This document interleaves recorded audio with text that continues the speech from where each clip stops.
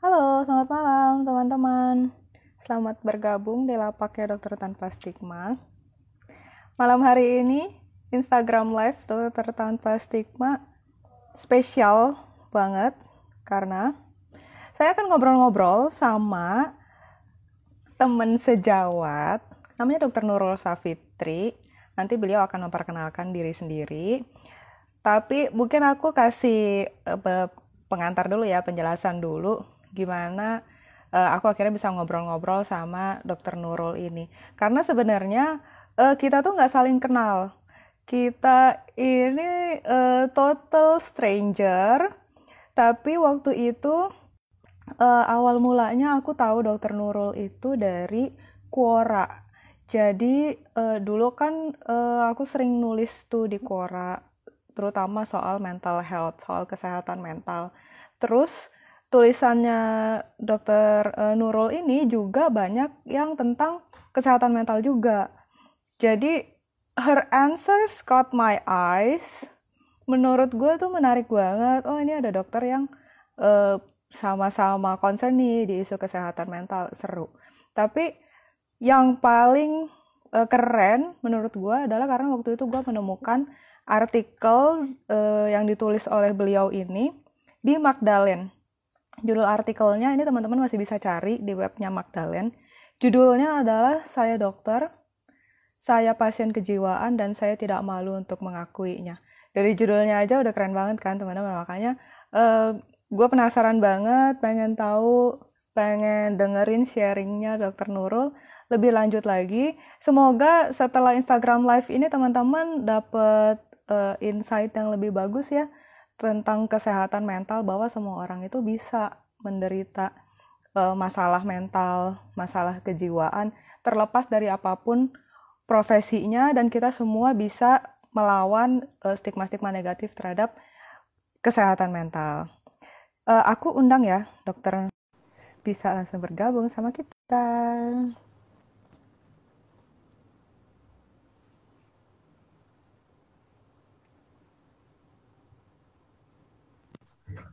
Nah, ini dia.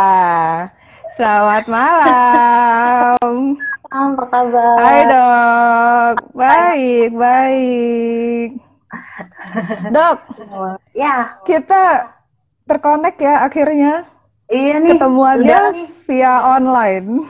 Iya sama chatting-chatting aja waktu ya.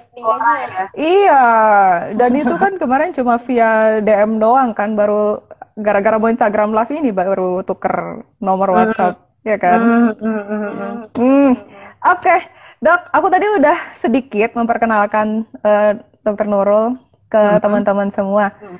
Sekarang silahkan memperkenalkan diri sendiri dulu.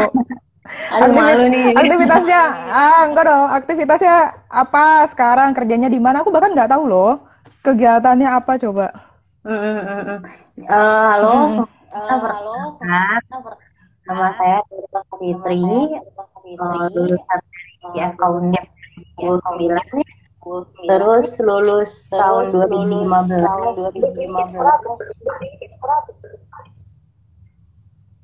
Emang gitu ya?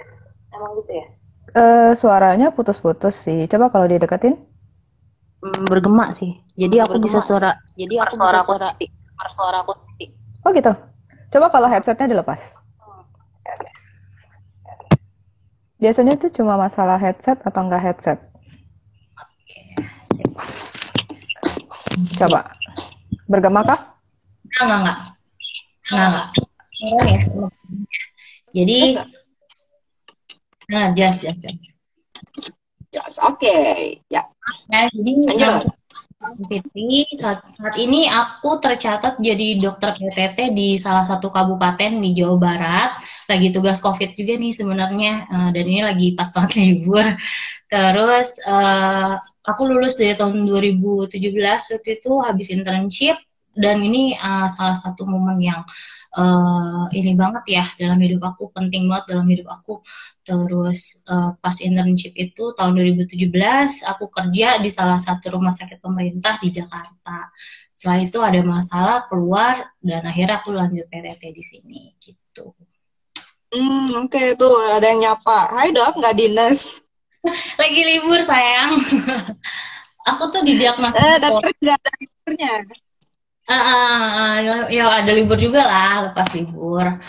Jadi, oh ya, balik lagi, aku tuh didiagnosa bipolar dari Februari 2017 dan itu sampai saat ini masih konsul-konsul ke psikiater sih, gitu.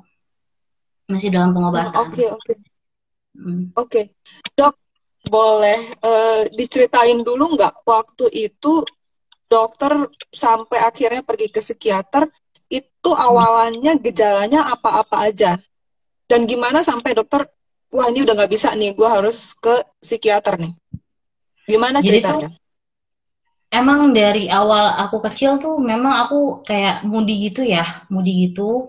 Tapi ternyata pas puncaknya yang aku rasain adalah waktu itu aku ada bermasalah pas internship itu tahun 2017, aku bermasalah sama mantan pacarku gitu. Jadi kita berantem dan sempat aku mental breakdown waktu itu, aku depresi. Jadi gejalanya yang aku rasain itu adalah kayak aku tidur, terus aku kayak cepet capek, terus ngerasa ada pikiran gak berguna, miskin ide, jadi kayak males ngapa-ngapain, terus gangguan pola makan juga gitu loh. Uh, Terus akhirnya aku nangis nggak jelas, histeris, nangis terus, dan kayak pacarku udah mulai notice kalau kayaknya kamu udah perlu ke psikiater deh gitu. Karena awalnya ya masalah sama pacar itu sih gitu. Itu Terus selama berapa lama?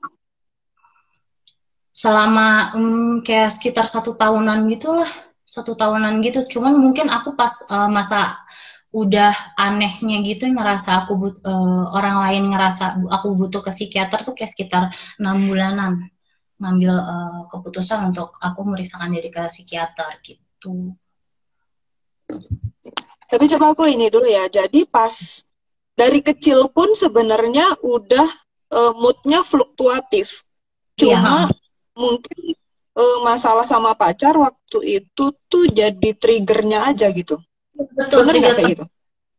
trigger terberat waktu itu. Jadi ngerasa pas depresi banget. Setelah itu kan aku konsultasi nih ke psikiater dan kayak awalnya tuh aku marah dulu nih. Ngapain gue psikiater, orang gue ngerasa baik-baik Hmm. aja gitu loh. Jadi kayak Hmm. dinanti banget kalau misalkan apa namanya kita tuh sebenarnya sakit gitu loh dan perlu harus memeriksakan diri ke psikiater. Jadi denial apa-apaan sih? Gue marah tuh sama pacar gue waktu itu. Hmm. Kenapa emangnya gue harus ke psikiater gitu? Terus ya udah kamu janji aja sama aku untuk ke psikiater lah. Ya udah gue memeriksakan diri ke psikiater dan ternyata emang waktu itu diagnosanya belum jadi bipolar, Dok. Gue masih didiagnosa jadi distinct sama depresi minor gitu. Kalau Hmm.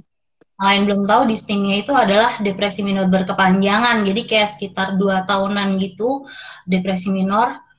Gue dikasih antidepresan waktu itu. Jadi waktu itu bukan atas keinginan sendiri ya untuk periksa ke psikiater ya? Jadi emang orang lain yang bilang kalau misalkan ada something wrong dalam gue gitu. Dan sebaiknya gue memeriksakan diri ke psikiater. Itu karena emang advice orang lain. Gue juga nggak sadar waktu itu kalau ternyata gue aneh gitu loh. Tapi jadi waktu itu pertama kali ke psikiater itu ditemenin sama pacar itu? Enggak ditemenin. Jadi emang kita di kota sih LDRan. Terus gue ke psikiater sendiri. Ngomong-ngomong, cuman kecewanya di situ adalah psikiater pertama gue tuh apa namanya, advice-nya adalah kayaknya deketin diri aja dulu gitu, beribadah aja dulu gitu, berdoa segala macam. Kayaknya kamu ya Hmm. biasa kan awalnya. Cuman uh, waktu itu gue emang lagi kayak krisis kepercayaan juga sih, titik balik waktu itu di mana gue agak sorry ya untuk teman-teman yang belum bisa nerima kalau misalkan ya dulu gue sempat jadi ateis dulu. Oke. Jadi waktu itu konseling pertama sama psikiater pertama itu selain karena bukan dari keinginan sendiri juga, terus respon dari psikiaternya gitu rasanya kurang serp gitu ya, kurang pas gitu ya. Itu bipolar gue belum tegak juga sama dia, jadi kayak masih Oh. distimia dan masih obat antidepresan dulu. Setelah itu ya seperti yang kita ketahui, antidepresan itu kan bisa memicu manik ya. Ternyata setelah itu manik gue keluar tuh manik gue keluar. Hmm. Gaji internship, gue pas terima gaji semuanya gue berangkat ke salon, gue ngecat rambut kayak yang di profile picture Quora itu, jadi kayak warna-warni dok. Terus gue belanja, terus energi gue berlebihan, overconfident, kayak waktu itu gue pengen beasiswa ke Belanda dan gue yakin banget kalau gue bisa gitu. Terus kayak cepet marah waktu itu, dan emang bener-bener kebutuhan tidur itu jadi berkurang banget tuh dok pas manik itu. Itu merasakan ini kayaknya nggak beres nih. Iya, Terus iya. konsul lagi atau gimana? Atau nyaman-nyaman aja? Nah, pas setelah manik itu, ya gue berantem lagi lah sama pacar gue ya. Terus ada insiden pada akhirnya di mana dia ghosting ya waktu itu, dan gue panik banget. Dikala gue manik itu, manik dan gue panik, akhirnya gue memutuskan untuk suatu hari gue melakukan perjalanan dari, gue internship di Temanggung ya. Terus gue melakukan perjalanan dari Temanggung ke Jogja, ke Jakarta, ke Semarang, itu dalam 2 hari berturut-turut, dan kadang-kadang tuh naik motor sendirian gitu loh dok. Jadi kayak apa namanya, itu udah impulsif banget sih menurut gue gitu loh, impulsif banget. Dan ternyata waktu itu suicidal thought gue juga kayak nggak bisa dikontrol banget, dan apa ya namanya, gue kayak berpikiran untuk selalu ngambil pisau untuk bunuh diri. Jadi gue nggak dengerin bisikan-bisikan tuh, tapi gue kayak selalu, gue harus ngambil pisau, gue harus ngambil pisau, gue harus ngambil pisau, dan gue harus bunuh diri saat itu juga karena gue capek atas semuanya gitu. Terus akhirnya kakak gue ngerasa, ini udah nggak beres nih, udah nggak beres. Terus akhirnya gue dibawa, kakak gue mau hubungi psikiater gue yang pada saat itu masih yang nyuruh berdoa segala macam gitu. Terus akhirnya dia bilang kayaknya lu harus dirawat inap gitu. Cuman ini anak jangan dibawa ke rumah sakit jiwa. Jadi gue di-advise-kan untuk dibawa ke rumah sakit umum biasa tuh dok. Akhirnya gue dibawa ke rumah sakit RSUP Karyadi. Di sana ada bangsal psikiatri dan gue dirawat selama 19 hari di sana gitu. Jadi keinginan untuk bunuh diri itu pada saat lagi manik ya dok? Sebenarnya waktu itu juga nggak jelas sih manik atau depresi, tapi kayaknya gue dalam fase mix, jadi ada depresi dan ada maniknya gitu. Itu yang lebih rasional sih sebenarnya, karena gue nangis-nangis heboh, gue caper segala macem, tapi di dalam saat itu juga gue kayak pengen bunuh diri juga gitu loh. Apa namanya? Kayak ada depresi, pikiran depresinya, cuman energinya juga berlebih, akhirnya itu gampang banget untuk memunculkan kesempatan melakukan suicide attempt gitu. Akhirnya gue dirawat inap. Gitu Itu dong. habis itu baru ganti psikiater ya? Ya ganti psikiater, langsung ganti psikiater yang kebetulan menangani gue sampai di Semarang. Gue pindah ke Jakarta, gue pamit, dia juga kayak masih kadang-kadang masih tektokan gitu lah, ngabar-ngabarin. Dialah yang mendiagnosa akhirnya, kayaknya kamu udah bipolar deh, kamu udah melewati fase depresi dan kamu sekarang lagi manik, dan sekarang fase kamu lagi mix gitu. Gitu sih dok. Waktu itu 19 hari dirawat inap itu diapain aja tuh dok? Lama loh, lumayan ya 19 hari. Lama-lama. Jadi emang rawat inap psikiatri itu emang rata-rata bisa lama banget sih, bisa sampai sebulanan, sampai kita ya seperlunya aja, sampai dinilai kita tuh udah mampu melakukan menghadapi hidup sendiri atau enggak gitu loh. Jadi di sana psikoterapi tiap hari, minum obat, gue nggak diinfus nih, gue nggak diinfus, gue masih nangis-nangis tiap malam, nangis-nangis itu histeris gitu. Dan terus apa namanya, gue sampai bertanya apakah saya udah perlu di SCT dok gitu, karena pikiran ini tuh ngeganggu banget. Jadi gue nangis-nangis, gue sampai ngusir residen segala macam, maniknya tuh keluar banget. Dan apa namanya, sampai berpikiran kok kayak gue udah perlu di SCT deh, tapi dokternya bilang oh kamu nggak perlu kok di SCT, coba kita lihat dulu selama terapi minum obat ini, kalau misalkan masih efektif kita coba jalanin, tapi kalau misalkan itu udah nggak berjalan, coba nanti saya pertimbangkan lagi untuk SCT gitu. Tapi Coba selama itu dijelasin dulu ke teman-teman dok, SET apa? saya tuh electrical compulsion therapy, jadi yang dipasang di setrum gitu loh, gitu terapi setrum gitu kalau misalkan untuk memperbaiki apa neurotransmitter otak gitu ya. Eh, Terus hmm, waktu itu dokter ada penolakan juga nggak yang waktu disuruh rawat inap itu? Penolakan sih penolakan dari keluarga sih sebenarnya. Keluarga yang lebih denial karena selama ini kan gue introvert ya. Jadi gue nggak pernah cerita kalau gue ada masalah. Kok tiba-tiba mereka mendapati keadaan gue yang begitu kacau gitu loh. Kok bisa kayak gini gitu loh. Emang gara-gara ini sejak pacaran sama mantannya ini nih gue jadi kayak berubah. Padahal ya gue rasa ya emang emang pada saatnya aja gue mengalami hal itu gitu loh. Terus keluarga denial dan sampai ada pembahasan di mana nanti gimana karir nih anak sebagai dokter kalau misalkan dia dicap sebagai punya gangguan jiwa, ada obat-obatan dari psikiater segala macam gitu loh. Ini gimana nantinya karirnya ke depan gitu. Yang dikhawatirkan mereka tuh itu sebenarnya. Terus gimana waktu itu dokter Nurul berusaha meyakinkan keluarga atau akhirnya keluarga ngalah sendiri? Gimana tuh ceritanya? Karena keluarga juga ngelihat kali ya gue kacau banget waktu itu karena kan suicide attempt terus ya waktu itu. Terus jadi kayak nih anak lebih baik dijauhkan dari segala hal-hal berbau benda tajam di rumah. Akhirnya ya mereka menerima sih apa namanya gue perlu dirawat inap. Cuman waktu itu juga dirawat inap gue ngerasa support keluarga itu masih kurang, nggak seperti semaksimal sekarang gitu. Jadi mereka masih agak denial gitu di awal-awal kalau misalkan gue sakit gitu sih. Dulu waktu pas zaman sekolah, zaman kuliah sampai koas, gak pernah terlalu ada masalah dok dengan mood Oh, swing.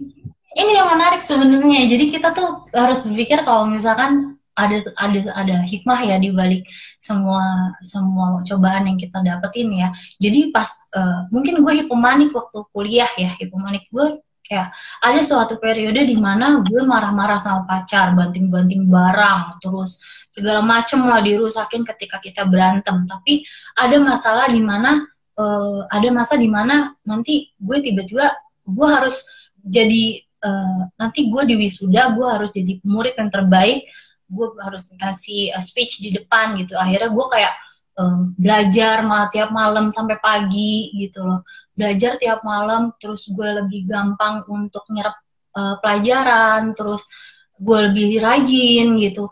Jadi kayak apa ya, hipomanik di sini mungkin episode waktu itu hipomanik ya, jadi kayak membawa berkah sendiri sama gue, jadi sampai kayak oh ternyata gue bisa kok lulus sampai gue cum laude 2 kali gitu loh. Jadi kayak semangat belajarnya itu jadi tinggi banget dan gue pede gitu untuk ngerjain segala macam ya pelajaran gitu. Jadi pada waktu kuliah itu tidak terganggu sama sekali, malah membantu untuk berprestasi ya dok ya. Iya, jadi tapi hubungan interpersonal waktu itu sempat ada yang hancur sih. Maksudnya kan waktu gue irritable dan gue ngebem segala macam, gue apa namanya ngelakuin banyak kegiatan itu hubungan sama orang lain tuh jadi memburuk, itu kadang jadi lebih sering berantem lah gitu. Ini orang dan orang-orang tuh kayak semua orang udah tahu kalau gue moody gitu. Jadi kalau misalkan gue mau ya gue kerjain dengan hasil yang sebagus-bagusnya. Cuman pas gue lagi males ya udah gitu, dibiarin sama mereka. Cuman ya masalahnya itu sih seputaran, cuman nggak pernah sampai ekstrim gue sampai drop out sekolah atau apa.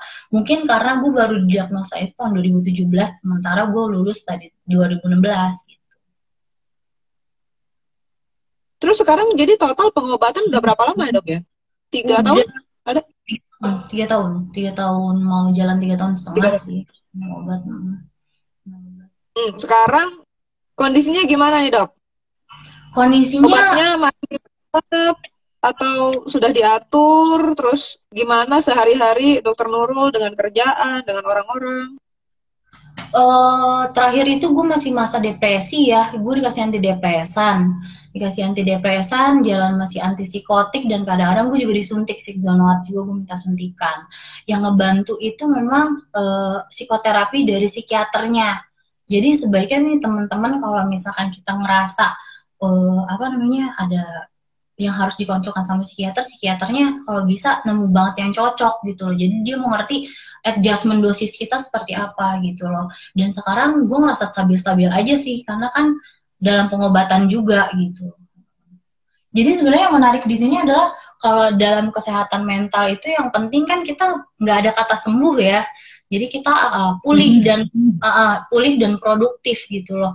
Jadi gimana caranya, dosisnya, obatnya gimana, terus pokoknya gimana caranya dengan obat, dengan psikoterapi segala macam, kita ini harus produktif gitu loh. Jadi kalau misalkan cita-cita gue sampai sembuh gue nggak minum obat, nggak mungkin menurut gue sih gitu. Sekarang udah tercapai dok targetnya itu untuk bisa produktif sesuai dengan harapan dokter? Udah tercapai. Jadi gue produktif, gue bisa bekerja dengan baik, terus walaupun gue minum obat-obatan dan gue rutin tiap bulan ke psikiater, yang penting gue bisa kerja dan nyari duit gitu. Dan itu semua gangguan mood yang gue alamin, gue nggak pernah menghalangi gue dalam bekerja gitu. Jadi yang dulu ditakutkan sama orang tua gagal ya? Nggak terbukti. Sebenarnya banyak hambatan yang gue temuin dalam dunia pekerjaan sehari-hari ya. Jadi memang Indonesia ini memang di kita kesehatan mental itu masih tabu banget buat diomongin. Cuman kan sebenarnya dokter pun manusia biasa ya, dan gangguan jiwa itu gue anggap sebagai ya udah ini keberagaman manusia aja gitu loh. Seperti lu rambutnya lurus, gue lurus, yang lain keriting, kulit gue hitam, lu putih segala macam. Itu ya gangguan jiwa itu adalah keberagaman manusia aja di sini gitu. Jadi dan gangguan jiwa itu juga sebenarnya sama kok kayak penyakit biasa gitu loh, kayak sama kayak batuk, sama kayak pilek segala macam gitu, dan itu bisa menimpa siapa aja gitu loh. Terus yang gue hadapin di sini adalah masalahnya di dunia pekerjaan, nggak semua orang bisa menerima itu gitu loh. Walaupun gue ngomong sama dokter yang lebih senior pun, mereka mendapatkan pendidikan kedokteran juga, tapi banyak juga kok yang masih nge-stigma gue, kok dokter bisa sih, maksudnya ada gangguan jiwa, emang lu bisa kerja dengan normal ya, apa nggak membahayakan pasien-pasiennya yang lain gitu loh. Banyak gitu hambatan yang gue temuin, sampai beberapa kali memang gue waktu itu ya gue cerita sedikit ya, sempat pernah keluar dari rumah sakit karena manajemen tahu gue bipolar gitu, dan ada sempat kata-kata di mana mereka bilang kita takut kamu membahayakan pasien, jadi kayaknya sebaiknya untuk sekarang kamu keluar dari sini aja daripada kita keluarin. Ya udah gitu, akhirnya gue keluar. Jadi itu sih istilahnya dipecat ya dok ya, bukan karena resign sendiri dong? Enggak, ya dipecat halus daripada dikeluarkan tidak dengan ya dipecat halus sih. Iya, kalau kata-kata begitu mah berarti kan dipecat dong. Iya, dan itu gue sama teman-teman yang lain pun juga gue nggak sendirian gitu loh. Jadi ada temen gue yang kerja di maskapai penerbangan, ada kerja yang di perusahaan, dan kita ketahuan minum obat-obatan dari psikiater ya diminta untuk mengundurkan diri gitu. Iya, itu dia dok. Makanya waktu saya baca artikelnya dokter itu, terus saya tahu di Quora bahwa maksudnya dokter itu menggabungkan gitu loh kedua kredensial antara dokter dengan penderita gangguan mental, itu digabungkan jadi satu. Itu saya tuh benar-benar amazed, benar-benar wow banget. Wah, ini orang berani banget ya. Gak ada takut-takutnya tuh sama rezeki, sama karirnya, sama masa depannya gitu. Karena saya sharing juga nih, saya juga pernah minum obat psikiatri. Saya didiagnosa PTSD dengan depresi dan kecemasan.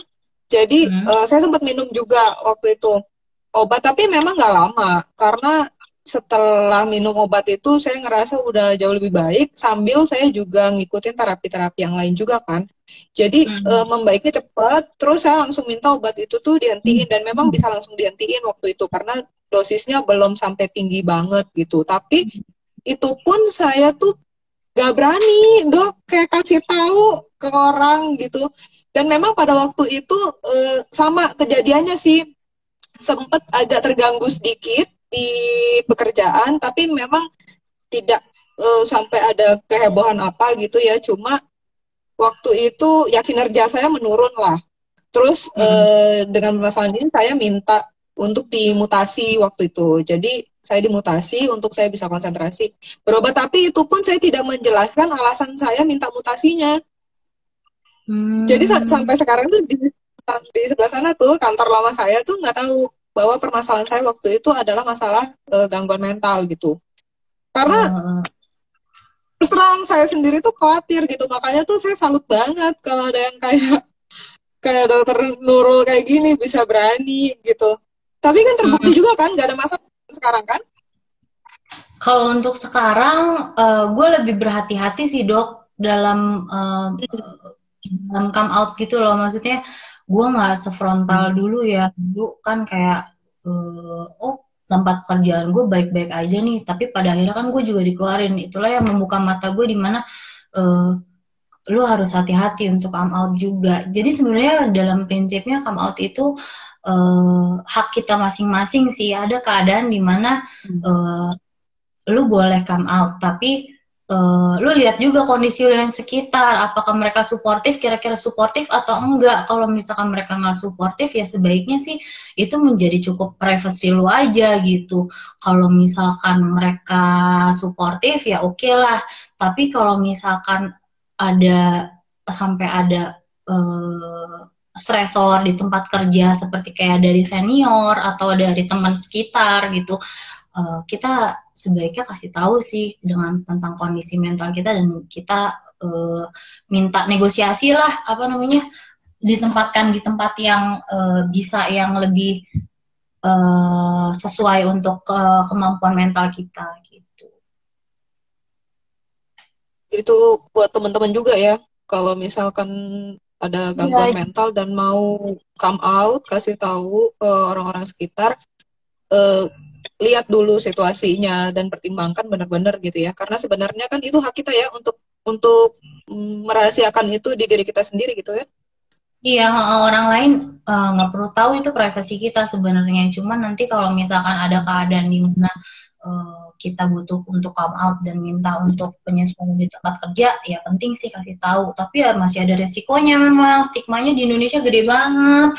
Jadi ya kebanyakan dari teman-teman yang come out ini ujung-ujungnya dikeluarin dari pekerjaannya gitu. Kenyataannya seperti itu. Tapi intinya harusnya teman-teman tidak mempunyai rasa beban atau tanggung jawab untuk come out gitu. Come out is not a must. Tidak harus kalian come out dan menjelaskan ke orang lain, menceritakan tentang gangguan mental kalian. Persoalan, iya nggak perlu. Jadi itu adalah ya hak kalian. You don't need to explain yourself to people gitu, kecuali kalau memang dibutuhkan gitu. Jadi teman-teman nggak perlu terbeban dengan urusan come out nggak come out ini. Mengalir aja teman-teman, daripada dibawa stres sendiri gitu. Psikiater juga pernah sih kasih tahu gue waktu gue mulai cari-cari kerjaan gitu, setelah keluar dari rumah sakit yang lama. Dia bilang, dok gimana nih, aku harus bilang pas MMPI, kan kita masuk ada MMPI ya, terus apakah kita bilang sama yang uji kita kalau kita ada kondisi mental seperti ini. Terus psikiater emang rata-rata bilang nanti aja bilangnya kalau kamu udah perlu ngerasa bilang gitu. Jadi awal-awal yang penting kamu diterima dulu nih kerjaannya, baru nanti kalau misalnya kamu ngerasa perlu, ada masalah, baru kamu bilang penyesuaian gitu. Sekarang hubungan sama keluarga gimana dok? Udah akur? Akur sih, support banget sekarang. Tiap bulan gue ini, terus kadang-kadang minum obat ngingetin, dan terus support system itu penting banget ya dok ya untuk PDM. penyandang disabilitas mental. Gue nggak mau nyebut gila sekarang, itu udah nggak boleh. Kita nyebutnya PDM. Jadi untuk PDM emang support system itu penting banget. Jadi kalau misalkan kita udah mulai, kita kan nggak sadar nih kita dalam fase apa, kita nggak selalu bisa sadar gitu loh. Cuman nanti keluarga yang akan notice, kok lu kayaknya tidurnya berkurang ya sekarang, kok lu sekarang gampang marah ya gitu. Dan kita perlu orang-orang untuk yang mengenali gejala-gejala dini kita untuk ngasih tahu kita perlu konsul lagi ke psikiater lebih awalkah atau ada penyesuaian dosiskah gitu. Jadi emang perlu support system banget sih, dan itu nggak mesti dari pasangan atau apa ya, itu bisa dari komunitas, bisa dari temen, sahabat, bisa dari ya orang tua kadang juga nggak bisa jadi support system gitu loh, kadang sibling gitu. Support system penting banget. Catatan lagi ya buat teman-teman tuh. Catatan buat teman-teman, cari dan buat support system kalian sendiri, dan itu bebas, kalian tentukan dan temukan siapa yang kalian rasa nyaman dengan kalian gitu. Nggak harus dari keluarga juga, nggak harus dari sahabat deket, nggak harus dari pasangan juga, tapi siapa yang benar-benar kalian percaya dan kalian bisa nyaman gitu. Itu support system yang benar, dan itu harus untuk kalian, untuk yang menderita gangguan mental, support system adalah harus. Jadi itu kalian harus cari. Tapi sama sekarang itu udah enggak dong, Dok? Itu udah jadi mantan dong. Apa? Sama pacar yang itu tuh, si trigger itu. Ya bersyukur juga sih. Udah enggak. Setelah itu kan dia ghosting, kita putus ya. Cuman gue kayak bersyukur juga sih, maksudnya gue ada masalah sama dia gitu. Kalau misalkan gue nggak berubah juga kayaknya mungkin gue juga nggak sadar kalau gue sakit gitu. Jadi emang ada hikmahnya juga sih. Ya kita udah jalan masing-masing sekarang gitu. Good. Semua orang datang itu either be a blessing or a lesson ya, Dok ya. Benar banget. Ya. Sampai sekarang masih nggak menerima stigma negatif gitu? Dari siapa misalnya, ada nggak? Stigma negatif kebanyakan kalau dari pasien nggak ya, karena kan pasien itu nggak tahu sebenarnya kalau kita sakit gitu atau dalam pengobatan.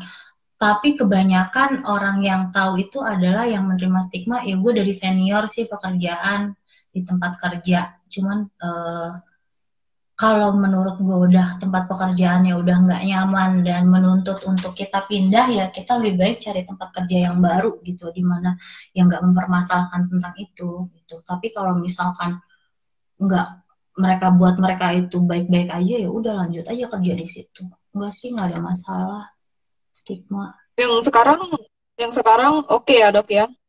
Yang sekarang ini kebetulan hanya orang-orang yang perlu aja yang gue kasih tahu kalau gue sakit. Yang penting produktivitas kita dan kita terkontrol berobat itu harus dijaga. Sementara pengobatan, psikoterapi segala macam harus tetap dijalanin sampai targetnya adalah kita produktif banget dalam bekerja gitu. Jadi stabil dalam bekerja aja sih.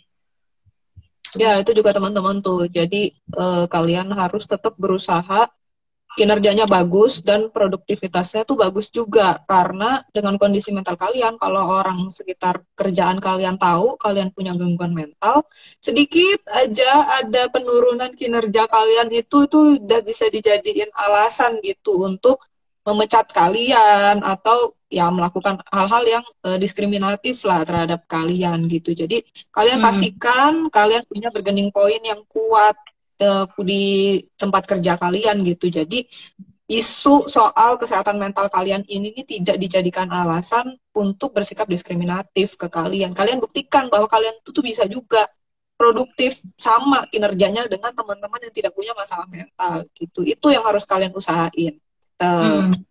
Udah, kita ini ya baca komen-komen dari teman-teman nih, ada yang nyapa. Saya juga pernah dirawat di Bangsal Psikiatri Karyadi, Dok. Salam. Terus, nah ini ada yang tanya nih, ini pertanyaannya bagus nih. Dari Bella Agnanika, perbedaan pulih sama sembuh tuh apa?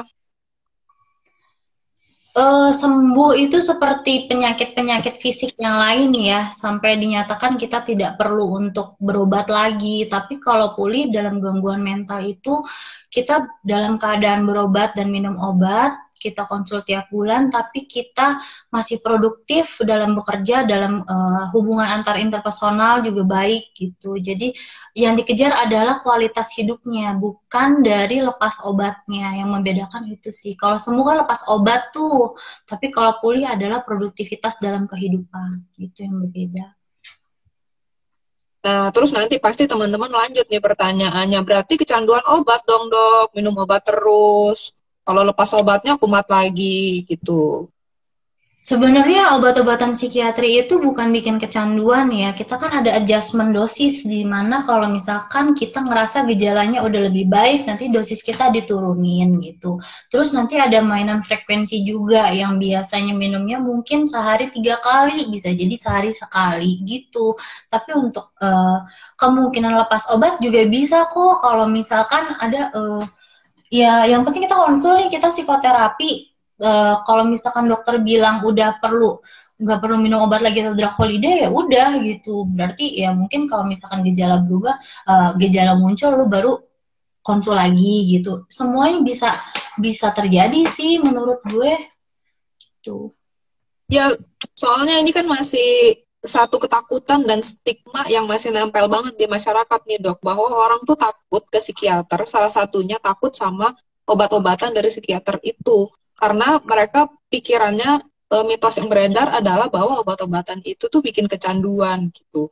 Jadi aku tambahin penjelasan dari Dokter Nurul. Memang obat-obatan yang dari psikiater itu adalah golongan obat keras. Kalian nggak bisa mendapatkan obat itu tanpa resep, tanpa dilakukan pemeriksaan dulu sama psikiaternya. Jadi penggunaan obat-obat itu benar-benar harus di bawah pengawasan dokter. Nah, kalau kalian mau membicarakan soal kecanduan, ya kecanduan nggak cuma dengan obat aja kan. Kecanduan bisa kecanduan terhadap apapun gitu, game online, terhadap belanja, atau kecanduan apalah, tarik-tarik rambut juga ada loh orang yang kecanduan tuh, hobinya tuh narik-narik rambut gitu. Nah, perbedaannya adalah kalau kecanduan obat-obatan yang dari penyalahgunaan obat, itu membuat kalian justru jadi tidak produktif. Kalian mengabaikan hubungan kalian dengan orang-orang lain, kehidupan sosial, pekerjaan, dan kewajiban-kewajiban kalian untuk mendapatkan obat itu. Jadi kalian istilahnya kalian tidak bisa hidup normal kalau nggak ada obat itu. Kalian terus berharap dari obat itu gitu. Sementara kalau obat yang dari psikiater ini, kita kan tidak menyalahgunakan. Kita menggunakan sesuai dengan dosis, sesuai dengan aturan. Memang dibutuhkan oleh tubuh kita, dan ini membantu kita untuk bisa punya kehidupan yang lebih baik gitu. Itu perbedaannya teman-teman yang harus teman-teman ingat. Nggak usah takut sama obat-obatan psikiater, yang penting sesuai dengan aturan dan di bawah pengawasan dokter gitu. Betul. Dari Dinda Spita Dew. Strong, Dok, saya juga bidan dan didiagnosa bipolar sudah 8 tahun sejak remaja dan masih rutin terapi di psikiater. Semangat, Dok, kita pasti bisa. Wah, terima kasih ya, sharing-nya. Dinda Spita Dewi, keren. Kalian strong. Dari Bella juga bilang nih, ya ampun, padahal tiap orang pasti punya gangguan mental. Apa nggak bisa diberi kesempatan untuk ngantor? Kan dokter juga manusia. Meskipun punya gangguan mental bukan berarti alasan untuk nggak pantas hidup normal. Iya benar. Seandainya semua orang ya punya pikiran kayak kamu, Bella. Sayangnya tidak. Pikiran seperti itu, Bella. Jadi ya mungkin kita nggak bisa ngatur orang mau mikir apa ya namanya orang kan bisa nge-stigma kita juga. Pada dasarnya itu ketidaktahuan menimbulkan ketakutan ya tersendiri. Jadi mereka nggak paham nih atas kondisi kita, makanya stigma itu muncul gitu. Karena biasanya mereka teman-teman. Jadi kalian udah ngerti sekarang, rajin-rajin mengedukasi orang ya dengan cara yang asertif supaya mereka bisa menerima, bukan dengan cara marah-marah. Oke. Dari Audi Betul. Natara, you're wonderful, Dokter Nurul. Tetap semangat ya. Ade Nah, Velangga semangat, Dokter Nurul. Ih, banyak banget yang sayang loh sama Dokter Nurul. iya. Dok, aku masih mahasiswa. Kebetulan aku mahasiswa FK. Aku juga didiagnosis bipolar disorder. Ada pesan nggak dok buat Karin Mochi? Supaya semangat nih kuliahnya nih, bentar lagi jadi dokter dia. Ini mau nanya apa tadi? Saya mahasiswa, kebetulan mahasiswa FK, juga didiagnosa bipolar disorder. Saya dapat stigma juga dari dokter, katanya bipolar hidupnya acak-acakan. Oh enggak, jadi ya emang kuncinya Hmm. dalam bipolar itu menurut gue adalah pengobatan yang teratur ya. Jadi selama kita minum obat, selama tiap bulan kita konsul dan di bawah pengawasan dokter, itu nanti akan ada penyesuaian dosis obat sampai kita dinilai sama psikiater kita bisa produktif gitu dalam dalam kehidupan. Jadi kalau misalkan yang penting di sini adalah kamu harus ngerti kapan kamu harus time out dalam misalkan kamu ke mahasiswa kedokteran nih, kamu harus ngerti kapan waktunya kamu harus cuti belajar gitu. Jadi kalau misalkan ini udah kamu udah bipolar dalam keadaan depresi, depresi banget gitu loh dan yang menurut kamu kamu harus dirawat inap, ya udah cuti aja dulu. Kan itu ya nggak masalah kan kita lulus berapa tahun pun kita kan tetap lulus, tapi kan targetnya kamu lulus gitu loh. Jadi kalau misalkan kamu butuh waktu untuk berobat dulu, ya udah ini dulu sesuaikan dulu untuk pengobatan bipolar kamu. Jadi akademis nggak akan terganggu kalau misalkan kayak gitu. Itu sih. Hidupnya acak-acakan kalau nggak berobat, sayang. Makanya Ya, begitu kalian tahu, kalian ada gejala gitu, atau kalau ada orang yang bilang kayaknya harus ke psikiater, ya itu lakukanlah gitu supaya secepatnya justru kalian segera konsultasi dan kalian dapat penanganan gitu. Semakin lama kalian undur-undur, semakin lama kalian denial terus, menolak-menolak terus, itu ya ya mungkin memang akan benar ya, akan jadi acak-acakan hidupnya karena tidak diatasi, tidak diobatin gitu. Kan Dokter Nurul juga udah membuktikan gitu. Memang hidupnya berantakan pada saat tidak diatasi dan tidak mendapat diagnosa yang tepat ya. Tapi sekarang ya. setelah tepat diagnosanya, pengobatannya tepat, bagus aja karirnya, nggak ada masalah ya kan? Masalah, nggak ada masalah. Gitu. Jadi itu teman-teman. Nah tadi poin penting juga ya dari Dokter Nurul juga, eh, kalian itu mungkin bagusnya tuh nggak membanding-bandingkan dengan orang lain juga ya dok ya. Karena Ya, betul. mungkin teman-teman itu pikirannya aku mau seperti dia, aku mau hidupku seperti sesukses dia gitu. Nah itu yang harus teman-teman hindarin tuh kayak gitu. Kalau kalian ada target-target, itu target dari diri kalian sendiri, jangan membandingkan dengan orang lain supaya kalian juga nggak jadi beban. Dan kalau apa ya, kalau ada hambatan seperti ini kan, istilahnya kayak tadi, kan boleh aja kan mundur gitu, lulus jadi dokternya kan nggak masalah juga gitu. Yang penting kalian menjalaninya senang, kalian prestasinya bagus daripada dipaksakan malah jadi makin kacau semua. Atau Nah ini ya, ada pertanyaan lagi, gimana dok? ya ada opsi yang lain juga sih sebenarnya kalau misalkan emang udah nggak memungkinkan kayak temen gue tuh Vindi, foundernya Bipolar Care Indonesia, dia juga mahasiswa dokteran waktu itu ya, dan sampai akhirnya dia memutuskan untuk keluar dari pendidikannya waktu itu. Dia ngerasa ya udah gitu karena emang udah nggak mampu. Tuh.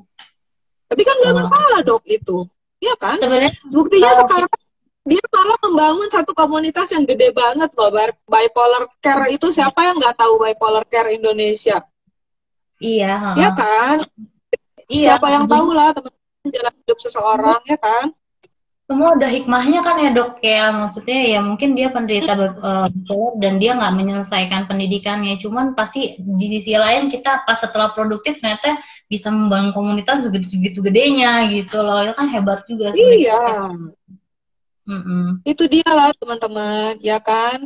Kalian hidup tuh kayak gitu, ada di bawahnya, ada di atasnya. Itulah seninya kehidupan. Gak usah semuanya dibawa stres, dibawa susah gitu kan. Dok, ada yang nanya lagi nih. Ya, Dok, kalau ke psikiater itu ada kemungkinan gangguan mental kita dikasih tahu ke sejawat lainnya nggak? enggak lah, jahat banget itu, Iya. melanggar sekali, melanggar privacy loh kalau gitu. Iya. Kalau misalkan kita punya pasien nih, kita nggak boleh, itu adalah kerahasiaan kita sama pasien kita. Ya kalau misalkan psikiater itu bakal ngasih tahu ke sejawat yang lainnya ya, itu ada pelanggaran sih di situ, pelanggaran privasi ya jatuhnya gitu. Ya, jadi Irus Wandi dan teman-teman lainnya, ini adalah satu etika dari profesi ya, dokter dan psikolog. Sebenarnya etikanya sama, bahwa kita tidak boleh menyebarkan cerita atau urusan dengan pasien itu ke yang lain-lain, bahkan ke teman sejawat sekalipun gitu. Jadi kerahasiaan pasien itu tuh termasuk salah satu nilai yang utama banget gitu. Jadi kalau kalian menemukan ada tenaga medis manapun yang menyebarkan cerita kalian, wah itu udah pelanggaran, gengs. Kalian harus cari tempat lain. Kalian lebih baik pindah dan tidak merekomendasikan tenaga medis itu ke orang lain lagi, karena itu salah, itu pelanggaran ya, nggak boleh. Bahkan ke sejawat sendiri pun nggak boleh. Oke, Dok. Ya. Jadi kenapa sebenarnya Dokter Nurul berani, Dok, mengungkapkan identitas? Yang pertama, sebenarnya gue nggak ada motif apa-apa ya untuk come out sebagai bipolar, penderita bipolar ini. Cuman kita hidup di negara yang kesadaran akan kesehatan mentalnya itu masih rendah. Jadi apa yang bisa gue lakukan ini adalah mungkin salah satu upaya gue untuk mengedukasi teman-teman, orang-orang lain untuk sebenarnya kesehatan mental itu sepenting kesehatan fisik juga gitu. Jadi kalau misalkan kita ada gangguan mental itu nggak kalah pentingnya dengan kita sakit seperti sakit perut, demam segala macam, itu penting banget gitu loh. Jadi kesadaran itu, dan untuk mengurangi stigma juga, karena kita sekarang beratnya itu adalah untuk penderita gangguan jiwa kan, itu stigmanya ya itu masih berat banget di sini. Jadi gimana caranya kita ngurangin stigma itu ya dengan sebanyak-banyaknya mengedukasi orang lain. Motifnya cuma itu aja sih gitu. Tapi memang akhirnya konsekuensinya juga gede banget ya, itu gue dikeluarin lah dari pekerjaan gitu, terus dibilang gila lah sama orang lain. Udah nggak boleh yang ngomong gila gitu. Tapi pasti ada gimana ya, dari ya itu tadi yang dokter bilang, pasti ada hikmahnya gitu. Sekarang dokter kan aktif di bipolar care kan, aku yakin sih ini udah jadi manfaat banget buat banyak orang gitu. Ceritain dong, Dok, kegiatan bipolar care apa aja, aktivitasnya apa aja gitu. Tuh sehari-hari kita ada gue mulai gabung dari 2017, jadi aktivitas BCI itu biasanya ada psikoedukasi ya di Marzuki Mahdi, itu kerja sama RSMM, biasa kita sama Dokter Lahargo, itu kita ya ada kayak kegiatan psikoedukasi yang mau datang biasanya mereka dikasih penjelasan tentang topik-topik tertentu gitu, bisa apa aja sih, tentang bipolar, skizofrenia segala macam. Terus sebelum kita vakum COVID ini biasanya ada art terapi juga, Vindi yang pegang. Terus waktu itu sempat kerjasama juga sama sama Marsyanda untuk ada kegiatan biporing. Terus kita juga punya bipotok, jadi kayak waktu itu tiap bulan lah kita ngumpul-ngumpul di suatu tempat untuk ngobrolin tentang ketemu-ketemu gitu loh, terus kita curhat bareng. Terus kita punya ada WhatsApp grup yang bisa curhat kapan aja di grup. Ya itu sih. Terus tiap tahun kita ada kegiatan World Bipolar Day, cuma kendala tahun ini kita kan ada pandemi ya, jadi kita nggak bisa ngelakuin World Bipolar Day yang tahun ini gitu. Tapi setiap tahun biasanya ada pameran lukisan, terus talk show segala macam gitu. Kalau misalkan teman-teman yang baru didiagnosa nggak punya support system, terus mau gabung sama kita, itu boleh banget tinggal ngehubungin CP-nya di fanpage atau di Instagram, nanti kita bisa gabung di WA group. Terus nanti informasinya dari sana sih biasanya disebarinnya. Sip, tuh teman-teman langsung join ya. Tapi ini hari ini Dokter Nurul tuh Instagram IG Live-nya pakai akun pribadi. Jadi nanti teman-teman search sendiri ya. Bipolar Care ini kerennya soalnya mereka udah punya banyak cabang, teman-teman. Nggak ada yang bipolarcare.indonesia, itu yang utamanya, yang gedenya. Tapi ada banyak di daerah-daerah lain itu banyak, nanti kalian tinggal search aja Bipolar Care. Nah, itu kalian lihatlah daerah kalian ada nggak di situ. Gitu Jadi tiap ya. kegiatannya masing-masing gitu. Jadi ada WA grupnya masing-masing, ada kegiatan masing-masing sih gitu. Dok, ini ada cerita lagi nih. Fase manik dan depresi dalam bipolarku malah bikin aku makin kreatif dalam berkarya, Dok. Aku menghasilkan novel yang diterbitkan, puisi, gambar ilustrasi, atau komik. Itu coping mekanisme aku. Ih, keren. Temen gue juga nih dari Iya. apa namanya, emang beliau malah jadi kayak apa ya, malah jadi berkah gitu. Jadi imajinasinya malah ditulisin, dijadiin novel segala macam. Itu hebat loh. Jadi Keren, keren. Tapi obatnya tetap harus lanjut ya. Dina, jangan jadi kendor ya obatnya ya. Tetap disiplin. Nih, ada yang nanya lagi. Dok, di pandemi ini psikiater masih layanin konseling online kan? Masih. masih psikiater, cuman enakan ke psikolog kali ya kalau konseling online tuh. Kalau misalkan telemedicine gitu ya masih juga sih. Cuman gue juga kalau misalkan kontrol masih ke psikiater kok, nggak pakai online gitu. Jadi masih tatap pas Jadi pandemi ini. selama pandemi ini teman-teman sebenarnya dokter-dokter itu seperti biasa masih praktek, tapi jadwalnya mereka akan dibatasin dan jumlah pasien seharinya itu akan terbatas juga. Jadi teman-teman kalau misalkan mau tatap muka langsung, kalian lebih baik saranku sih telepon dulu, bikin appointment dulu. Jadi nanti kalian datang pas deket-deket jamnya appointment kalian gitu. Jadi kalian nggak kontak terlalu banyak juga gitu dan nggak kayaknya di PHP gitu sama dokternya gitu karena kalian kan udah ada janji gitu. Tapi kalau misalkan nggak memungkinkan tatap muka langsung, yang online ada, cuma mungkin kesusahannya karena psikiater itu kan meresepkan obat. Nah, ini mungkin agak agak jadi ribet nih karena telemedicine itu kalau harus dengan memberikan resep online gitu loh. Jadi karena kan belum semua praktekan dan rumah sakit mengadaptasi peraturan tentang resep online gitu. Aturannya tuh beda soalnya teman-teman. Jadi kalian konseling online aja, mungkin pilihan lainnya adalah ke psikolog ya. Ya, Tuh. dan ini si Bella ini masalahnya ada beberapa ya. Dia kan aku sepertinya butuh ke psikiater sebenarnya dari tahun kemarin, hanya belum kesampaian karena belum cukup duit. Jadi diagnosa itu belum tegak nih kayaknya, ya nggak sih? Diagnosa belum tegak dan terus itu nggak cukup Bel dengan hanya telemedicine sekali doang. Jadi kita emang butuh wawancara yang mendalam banget.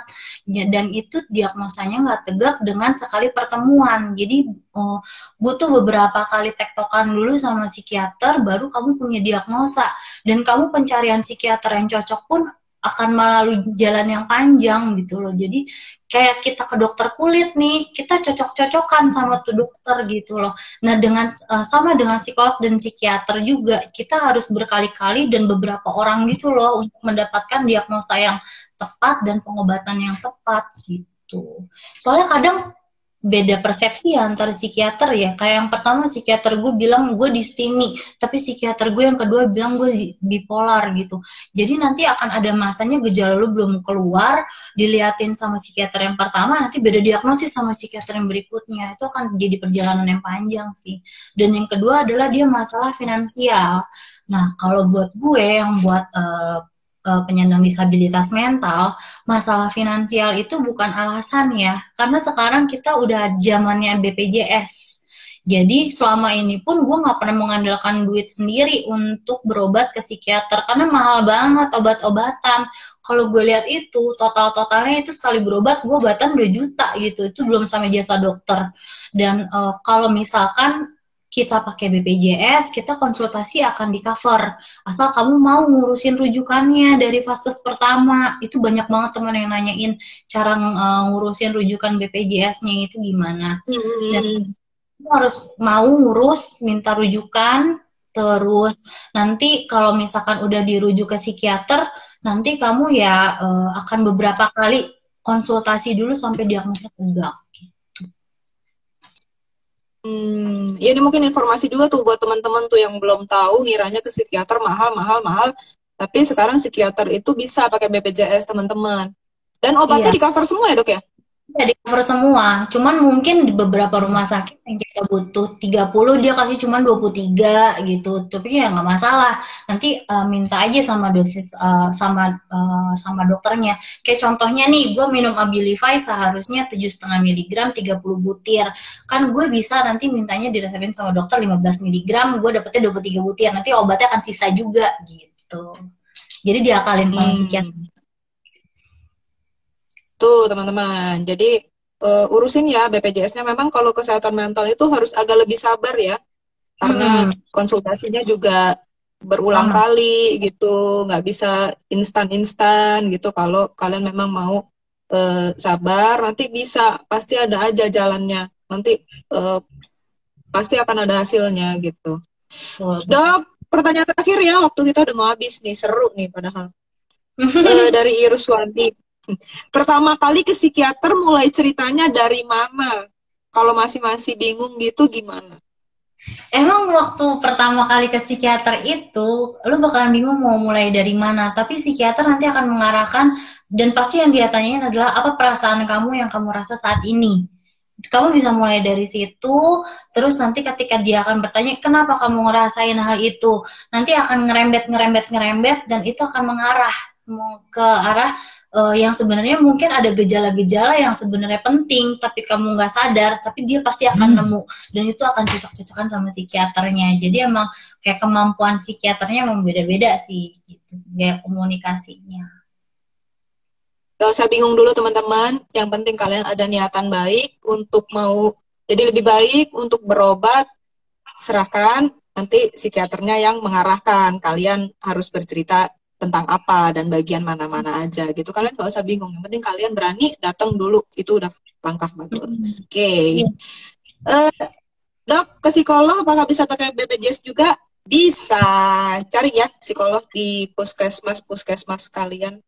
Kalau memang ada psikolognya gitu. Memang psikolog masih jarang di Indonesia, tapi kalau dia praktek di Vaskes 1 yang mengcover BPJS, bisa pakai BPJS. Oke. Dok, waktunya udah habis. Nggak seru ya? Iya. Kapan selesai PTT-nya? 2022 deh kalau nggak salah. Kalau misalkan itu, kalau nggak ada Lama amat. 2021, 22 gitu, gue lupa. Pokoknya sampai CV gue habis. Cuman kalau misalkan masih perpanjang ya udahlah PTT lagi. Kerja di mana aja enak kali. Yang penting produktif. Betul. Aku juga pemuja perantauan. Oke. Dokter Nurul, thank you banget sharingnya hari ini. Semoga kita bisa ketemu ya suatu hari nanti ya. Iya betul, kumpul-kumpul ya nanti sesama koran. Ya, iya sesama koran. Sip. Oke, itu aja teman-teman. Makasih banget yang udah menyimak Instagram Live kita malam hari ini. Pesan gue sama Dokter Nurul, jangan memberikan stigma negatif kepada orang yang menderita gangguan mental, karena gangguan mental bisa terjadi pada siapapun. Sudah kita berdua sendiri buktikan, sebagai tenaga medis pun kita tidak bisa lari dari gangguan mental. Itu bisa terjadi pada siapapun, teman-teman. Jadi belajar, perbanyak, pelajari supaya kalian jangan jadi orang yang takut dengan masalah gangguan mental dan mendiskriminasi teman-teman yang menderita gangguan mental. Oke, Dokter Nurul, thank you banget. Sehat terus, jaga kesehatan lo ya, lagi pandemi ini. Iya nih. Stay strong. Oke. Ya, oke, tutup ya. Dadah. Terima kasih. Dadah.